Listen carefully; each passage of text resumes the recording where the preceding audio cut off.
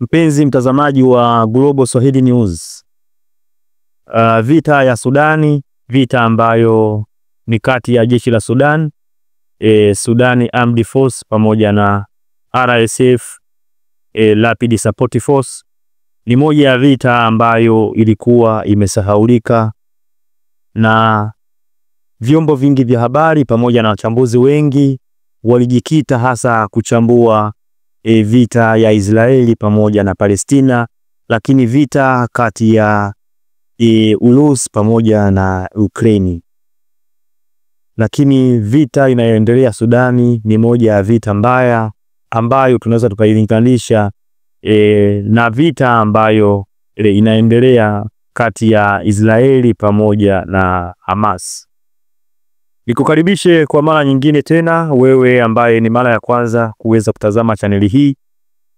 Hii ni Global Swahili News, na chaneli hii tunajihusisha na uchambuzi wa siasa za kikanda, lakini masuala ya kiuchumi na masuala mengine ya jamii. Kama ulikuwa haujasubscribe, unaweza kubonyeza alama ya subscribe ili uwe wa kwanza kupata taarifa na uchambuzi kama huu mara tu unapotoka. Sasa leo nataka nije niangalie au tuzungumze juu ya vita ambayo inaendelea kati ya Sudani Armed Force pamoja na Rapid Support Force, RSF. Kwanza kabisa tuangalie kuundwa kwa RSF, kundi la wanamgambo ambalo lilikuwa linatumiwa na kiongozi wa muda mrefu Omar al-Bashir kwa ajili ya kuweza kushirikiana na jeshi la Sudan kwa ajili ya kuweza kuzima uasi ambao ulikuwa unataka kujitokeza wakati wa kipindi cha utawala wa Omar al-Bashir.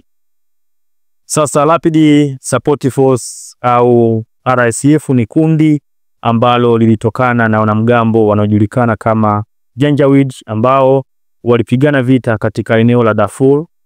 kati ya miaka ya 2000, ambapo serikali ya rais wa muda mrefu Omar al-Bashir iliwatumia wanamgambo hao wa Janjaweed kuweza kuisaidia au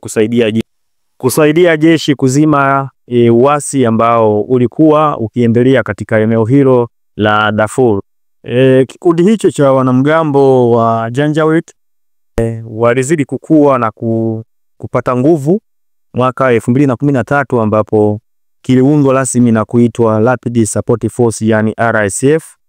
ambapo wanajeshi wake walitumika hasa kama walinzi wa mipaka ya Sudani, ambapo kupitia mwaka 2015 RSF kwa kushirikiana na jeshi la Sudani walianza pia kutuma wanajeshi kupigana katika vita vya Yemen wakiwa upande wa Saudi Arabia na Falme za Kiarabu yani UAE, ambapo Rapid Support Force kiliweza kutambuliwa rasmi kama jeshi la kawaida ndani ya muundo wa ulinzi wa taifa, ambao kisha mnamo mwaka 2017 sheria maalum iliweza kupitishwa kwa ajili ya kuweza kudhibitisha RSF kuwa taasisi huru ya kijeshi na usalama ambayo ilikuwa na mamlaka yake binafsi tofauti na jeshi la. Mbali na eneo hilo la Darfur, pia RSF waliweza kupelekwa katika maeneo mengine au majimbo mengine ambayo ilikuwa ni South Kordofan pamoja na Blue Nile, ambapo walituhumiwa pia kutekeleza ukandamizaji na ukiukwaji mkubwa wa haki za binadamu. Jenerali Mohamed Hamdan Dagalo ambaye pia anajulikana zaidi kwa jina la Hamidit au Lito Muhammad ndo anayekiongoza kikosi cha Rapid Support Force RSF. Sasa kadri ya RSF ilivyokuwa ikizidi kupata umaarufu, sasa baada ya kuweza kuangalia namna RSF ilivyoweza kuundwa,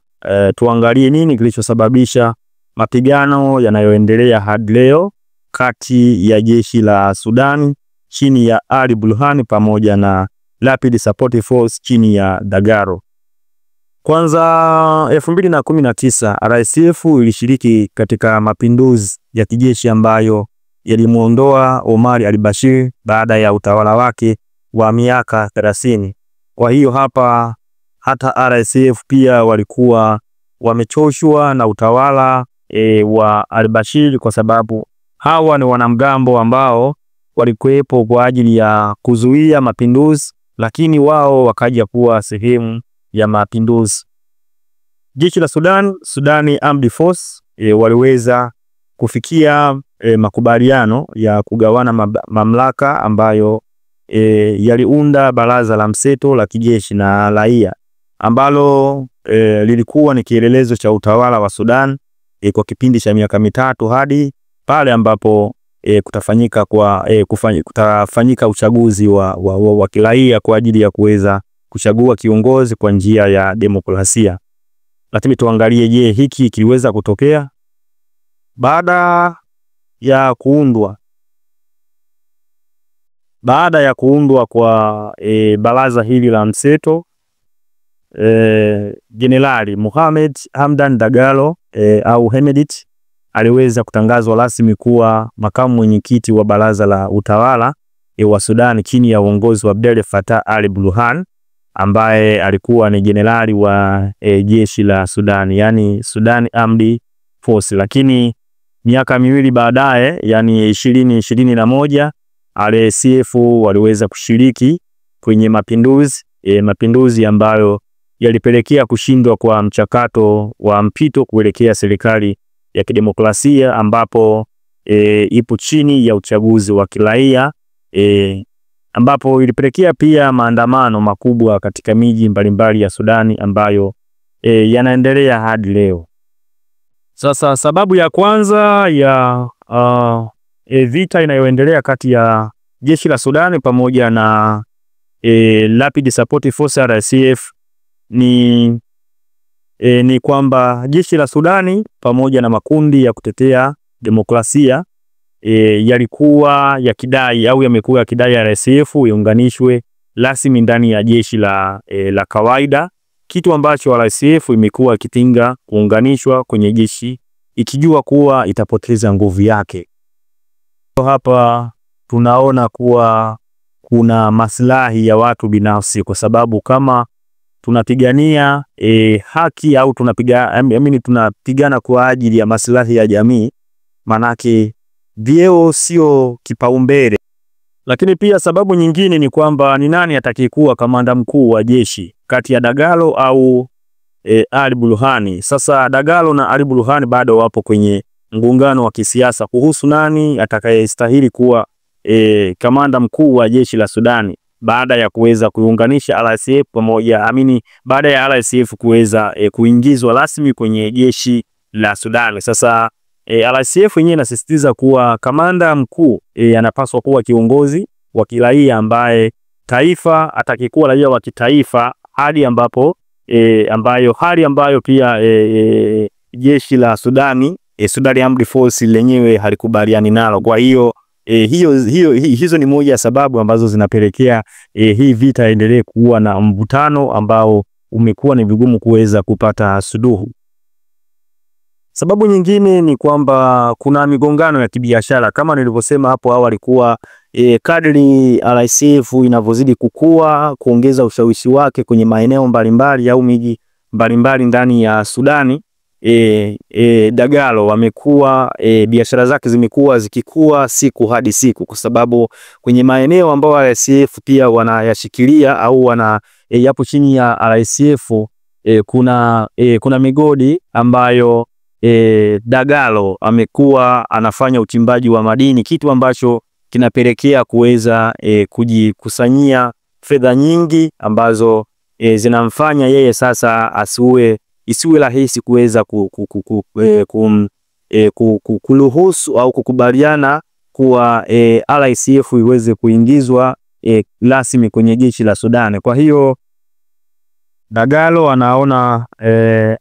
kuwa RSF inapaswa kuwa huru kwa sababu kuna maslahi yake binafsi, kitu ambacho kinapelekea kuongezeka kwa mvutano kati ya jeshi la Sudani pamoja na hiki kikundi cha wanamgambo cha RSF. Sasa hayo ndo mambo ambayo yamepelekea vita inayoendelea kati ya jeshi la Sudani na RSF hadi leo.